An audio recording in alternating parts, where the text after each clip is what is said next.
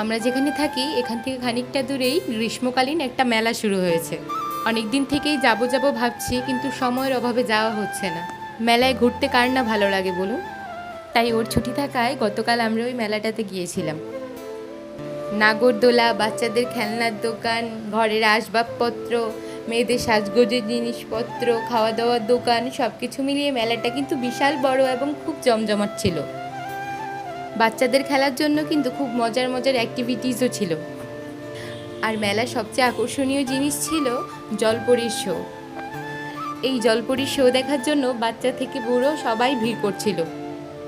সব কিছু মিলিয়ে মেলাটা ছিল খুবই সুন্দর। আমরা কিন্তু মেলায় গিয়ে খুব মজা করেছি। আজকের জন্য এইটুকুই। দেখা হচ্ছে আরেকটি ভিডিওতে। ধন্যবাদ সবাইকে। ভালো লাগলে অবশ্যই লাইক, কমেন্ট, শেয়ার করবেন।